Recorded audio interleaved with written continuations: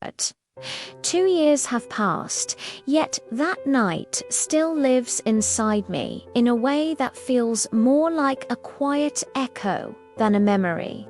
The kind that doesn't scream, but never truly fades.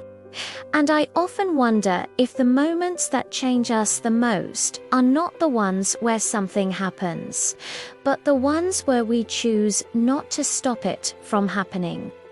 Because I never woke up that day thinking I would become someone who allowed another man to see what only my husband should have seen. And yet, somehow, that is exactly who I became, not through touch or words, but through silence. Through permission, through the simple act of not turning away when I should have. And Greg, my husband, he has always been a good man in the ways that look impressive from the outside. Responsible, reliable, kind in a quiet, practical sense, the sort of man who remembers to pay the bills, who fixes things around the house, who kisses my forehead before bed and thanks me for dinner. But goodness like that can sometimes feel hollow when it's no longer accompanied by presence, by attention, by that feeling of being truly seen.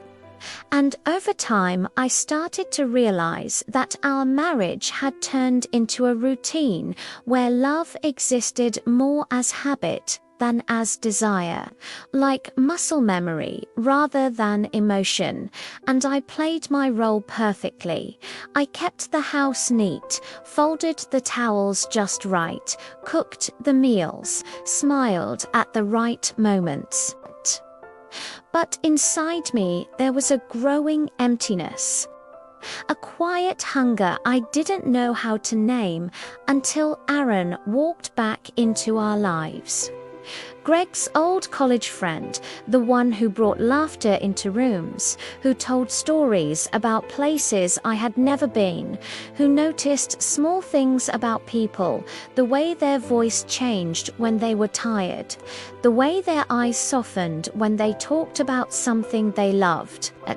And from the very first visit, I felt something shift in the air whenever he was around, like the house itself felt less silent, less heavy, and he looked at me differently, not like a wife performing a role, but like a woman who existed beyond her duties.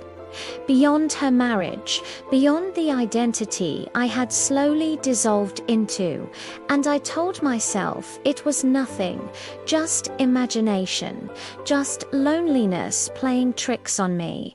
But then there were the small moments that couldn't be ignored. The way his gaze lingered a second longer than necessary, the way he remembered what I wore, what I liked to drink, the way he listened when I spoke, actually listened. And it was frightening how quickly that attention began to feel essential, like oxygen to a part of me that had been suffocating quietly for years. And the night everything truly changed wasn't dramatic or explosive. It was subtle, almost ordinary, a summer evening. A casual gathering at our place, Greg distracted by work calls. Guests scattered across the yard, laughter floating in the background, while inside the house it was just me and Aaron, moving around each other in silence, collecting empty glasses, refilling drinks, brushing past one another in narrow spaces. And when his arm accidentally touched mine, bare skin against bare skin, something inside me tightened.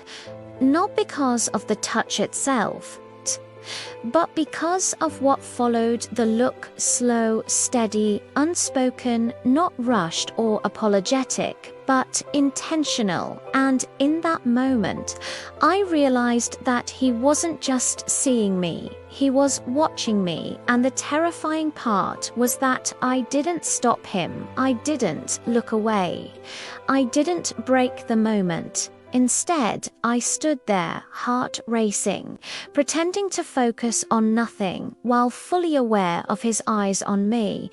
And later, when I noticed a video on his phone, a memory of me from the past, laughing freely, alive in a way I barely recognized anymore, I should have felt angry, violated, betrayed. But instead, I felt exposed in a way that was strangely validating, like proof that someone had been paying attention to me all along. And that realization became addictive, because after that day, I started noticing everything: how often he watched, how carefully he observed, how silence between us began to feel charged with meaning. And I told myself again and again that nothing was happening, that no line had been crossed, that I was still a good wife, still loyal, still innocent. But the truth is that betrayal doesn't always require physical proof.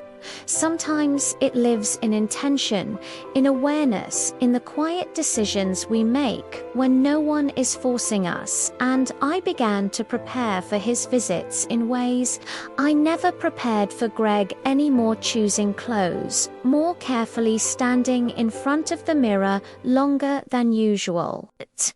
Not because I planned to do anything, but because a part of me wanted to be seen again, wanted to feel like I still mattered to someone. And the more attention he gave me, the more invisible my life with Greg felt by comparison. Until one night, when Greg was away and the house was too quiet, Aaron stayed over. The television filled the room with meaningless noise, empty bottles on the table, and when I walked down the hallway, I could feel his eyes on me again, heavy, unapologetic, and I slowed down instead of speeding up. I let myself exist inside that gaze, let the moment stretch longer than it should have. And when I passed his room and saw the door slightly open, saw him sitting there watching a memory of me, I stepped inside instead of walking away. Not because I wanted to betray my husband, not because I wanted to destroy anything, but because I wanted to feel real again. And I didn't speak. I didn't touch him. I didn't invite him with words. I invited him with presence, with silence, with permission, with the simple act of allowing him to see me, knowing exactly what that meant. And when I left that room, my body was shaking, not from desire, but from the weight of what I had allowed to exist between us.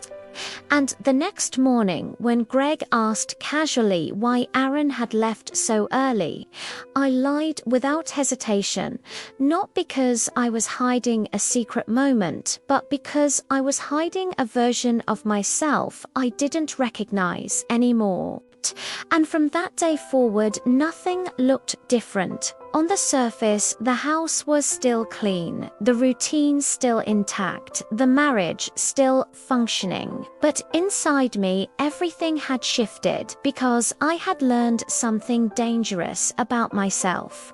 That I was capable of craving attention more than stability, of choosing to be seen over choosing to be safe. And Aaron disappeared from our lives, no messages. No visits, just silence, but even in his absence, I felt him in the way he watched my stories online, in the way his name still appeared quietly on my screen without a single word attached to it. And Greg eventually asked me if something had happened between us. And I said no. Another easy lie, but the truth was more complicated than yes or no, because nothing physical had happened, but everything emotional had, and now I live with that question every day. Whether betrayal requires touch, or whether it can exist purely in intention, in longing. In the way you let someone see parts of you that no longer belong to them. And the part I struggle with most is not the guilt, but the nostalgia, not for Aaron himself, but for the version of me that felt alive.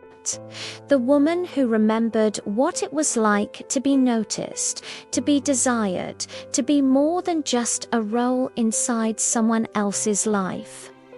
And sometimes, when I sit across from Greg at dinner, nodding at his words, smiling at the right moments, I wonder if the real betrayal wasn't what I allowed Aaron to see, but what I stopped allowing myself to feel inside my own marriage, because I never meant to hurt anyone. I never planned to cross any lines. I was just lonely in a way that didn't know how to speak. And I answered that loneliness with silence instead of honesty, with attention instead of communication, with being watched instead of being understood. And even now, I still don't know if that makes me innocent or guilty. I only know that I lit a match in a dark place, and even though the fire never spread, I can still feel the heat of it inside me. And some nights I wonder if the most dangerous betrayals are the ones that leave no evidence behind, only questions you have to carry alone.